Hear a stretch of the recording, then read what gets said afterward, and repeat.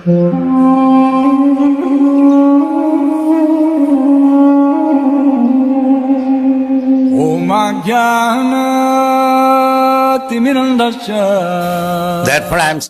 तो यहाँ पर जब महाराज परीक्षित अपने रथ पे सवार होकर अपने राज्य में भ्रमण कर रहे थे, तो उन्होंने क्या देखा? उन्होंने देखा कि एक नीच जाति का एक शूद्र, जो व्यक्ति जिसमें संस्कार नहीं है, जो सुसंस्कृत नहीं है, जो अपनी वैदिक संस्कृति का पालन नहीं करता, एक्चुअल में वही शूद्र है, कोई जाति से शूद्र नहीं है।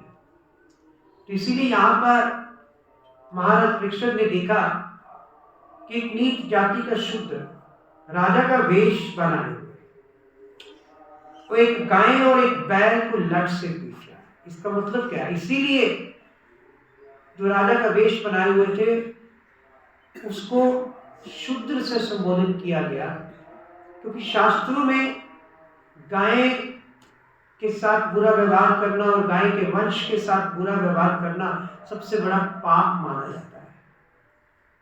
जो गाय के साथ बुरा व्यवहार कर रहा है और गाय को लट से पीट रहा है, कहते करोड़ों करोड़ों जन्म उसे नर्क में जाना पड़ता है। कहते गाय की तरफ ऐसे हाथ ही कर देना ना सबसे बड़ा पाप है मारने के लिए। तो ये काम कौन कर सकता है? जो संस्कारों से शुद्ध हो, जो कर्मों से शुद्ध हो। इसीलिए यहाँ पर नीच जाति का शूद्र कहा गया। कहते काम तो उसके ऐसे नीच, लेकिन भेष उसने कैसा बनाया हुआ है? राजा का। तो कहते वो बैल और गाय को लट से पीट रहा था। अब किसी की क्या मजाल, अगर उसका स्वामी सामने हो तो उसकी ओर कोई आंख नहीं करते। तो यहां पे लिखा है कि ऐसे लग रहा था कि उनका कोई स्वामी ना हो, उनका कोई स्वामी ना हो। तो फिर कौन बन के आए स्वामी? भगवान कृष्ण। किसके रूप में? महाराज परीक्षित के रूप में।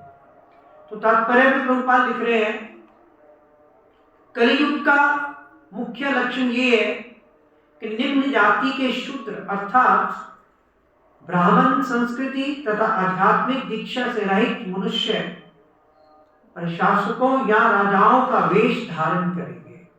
अब यहाँ पे प्रभुपाद लिख रहे हैं कि कलयुग का जो सबसे मुख्य लक्षण क्या है कि ऐसे लोग राजा का वेश धारण करेंगे या नेता बन जाएंगे या प्रशासक बनेंगे, जिन्हें ना तो कोई ब्राह्मण संस्कृति का ज्ञान है, ना जिन्होंने कोई आध्यात्मिक दीक्षा ली है, जिन्हें ना कोई दिव्य ज्ञान है। कहते ऐसे लोग फिर क्या करेंगे? देश पर शासन करेंगे, राजा का वेश धारण करेंगे।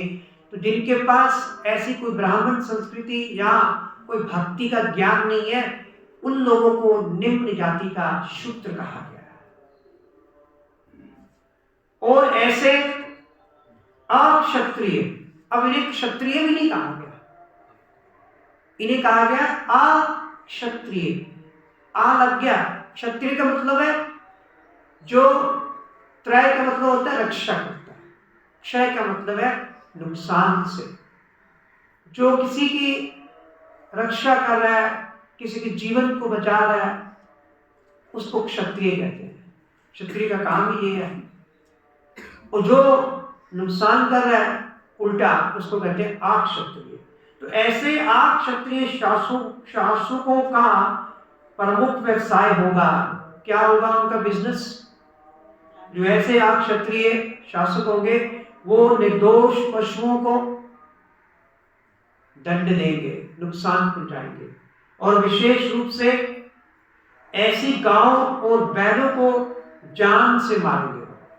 आज यही हो रहा है, स्लॉटर हाउसेस बने हुए हैं, गाय कट रही है। फॉरेन कंट्रीज में तो बीफ जो है बिक रहा है, गाय का मांस बिक रहा है, क्योंकि ये लोग कौन लोग हैं? जो निम्न जाति के शुद्ध लोग हैं। ऐसे लोग जिन्हें कोई ज्ञान नहीं है, जिन्होंने कोई दीक्षा नहीं ली, कोई नॉलेज नहीं ली, जिनके पास कोई भक्ति की नॉलेज नहीं है, कोई संस्कृति, कोई शास्त्रों की विद्या नहीं है जिनके पास, जिन्होंने वैदिक साहित्यों को जाना ही नहीं है, ऐसे लोग ही गाय की हत्या करते हैं।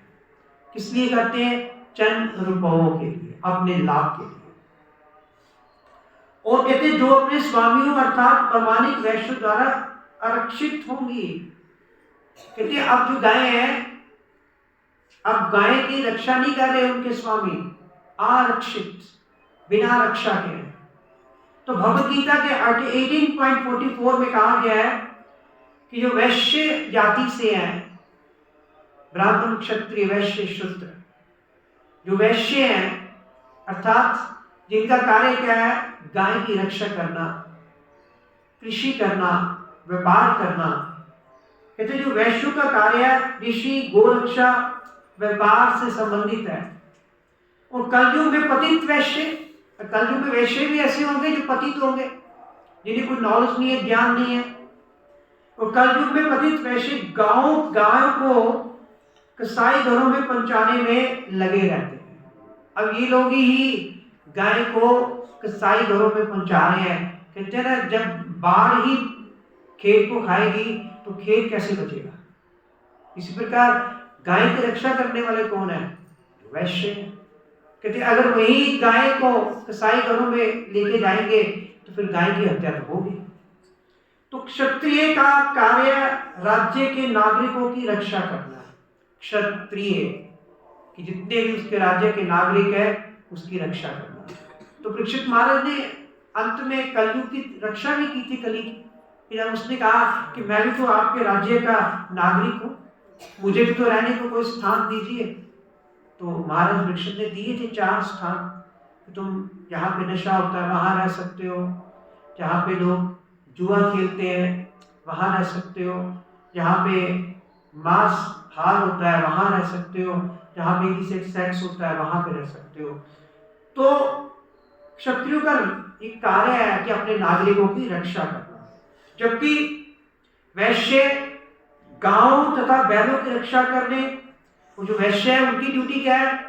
गाय की रक्षा करना, बैल की रक्षा करना, खेती की रक्षा करना, और उनको अन्न और दूध उत्पादन में प्रयोग करने के लिए। और जो वैश्य होते हैं, ये जो गाय है, बैल है, इनका उपयोग कहां भी करना है? अन्न के उत्पादन में। पहले बैल से ही खेती होती थी, बैल की बड़ी इंपॉर्टेंस होती थी। आज बैल की इंपॉर्टेंस खत्म हो गई, क्योंकि बैल को हम यूज नहीं कर रहे। बैल का उपयोग, जो बैल का सदुपयोग था कि खेती करने के लिए उसका उपयोग करना चाहिए था, आज वो हो नहीं रहा। और गाय का उपयोग दूध प्राप्त करने के लिए, और गाय के दूध में इतनी शक्ति है कि सारे रोग जो है वो आपके समाप्त हो जाते हैं अगर कोई देसी गाय का दूध पीता है। इवन यहाँ तक कि कैंसर जैसे असाध्य रोग भी समाप्त हो जाते हैं गाय के दूध पीने से। गाय दूध देने तथा बैल अन्न उत्पादन करने के लिए होता है। क्योंकि गाय किस लिए होती है? दूध देने के लिए। और बैल का काम है खेतों में हल जो चलाना।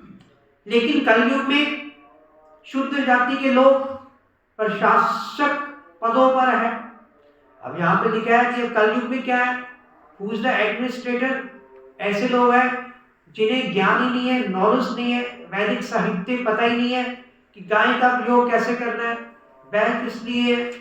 तो ऐसे लोगों को फिर कहा गया है शूद्र, क्योंकि ऐसे लोग आप ऊंचे पदों पर आसीन हैं।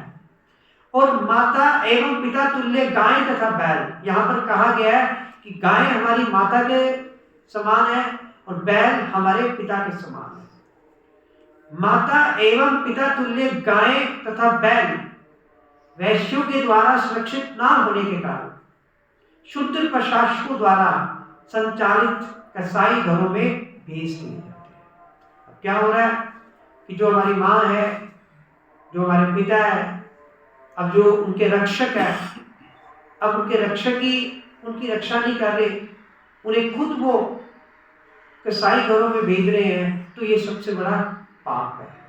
तो यहाँ पर भगवान वेद व्यास जी ऐसे लोगों को शुद्र कहते हैं। हरे कृष्णा। श्रील प्रभुपाद की जय।